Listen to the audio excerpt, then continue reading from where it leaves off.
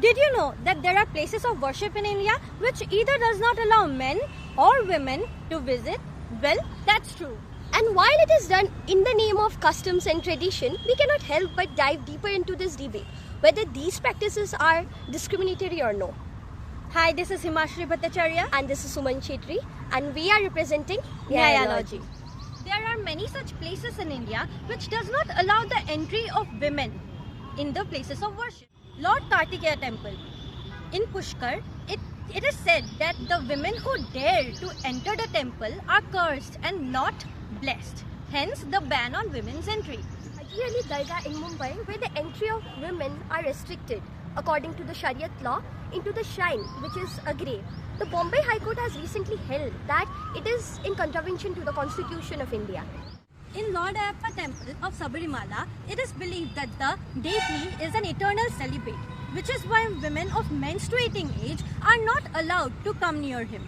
The Supreme Court in its previous judgment held that this is against the values of gender equality of the country. In Borpeta Hotra and Padbausi Hotra of Assam, the women of the menstruating age are considered impure and unclean, and hence they are prohibited the entry into the sanctum of the Hotra. Now let us talk about the places of worship where men are not allowed. In Atukal Bhagwati Temple, during Atuka Pongal, it is said that men are not allowed to set foot inside the temple grounds due to the celebration of women's involvement in the sacred festival. Kamakya Temple in Assam, during the Ambubachi Mela, which is the celebration of the menstruation cycle of goddess, men are usually prohibited.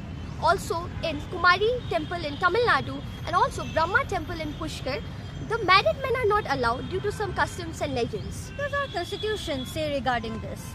Article 14 talks about equality before law and equal protection of laws to all citizens. Article 15, on the other hand, prohibits discrimination based on gender.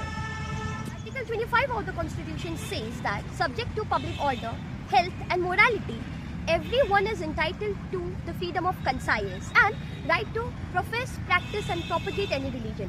While Article 26 provides that every religious denomination and other section have the right to establish institution for some religious or charitable purpose and manage its own affairs. So why has this become such an important issue in India? Well, the Sabarimala review petitions are being heard in the country's Supreme Court.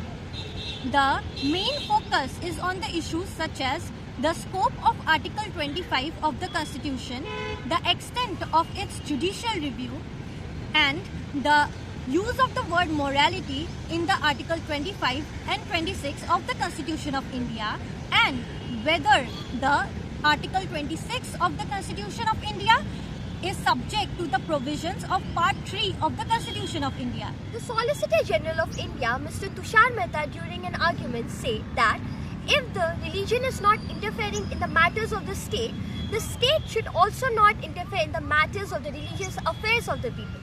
And this finally brings down us to question whether the denial of entry of women in Sabarimala Temple and other religious places are part of essential religious practices under the Constitution. Nyayalogy stance on this is that religious practices are very important for our society. But is it really required to stand on the grounds of gender discrimination? The fight for basic human rights has been going on since centuries. Sometimes the discrimination on the basis of race, caste, creed, and now is it essential to include religion in this list too? Can individual rights be greater than community rights? Or do the individual rights shape the community rights? We have many such questions in our mind. But we would like to know your view. So let us know in the comments below. Bye-bye. Bye.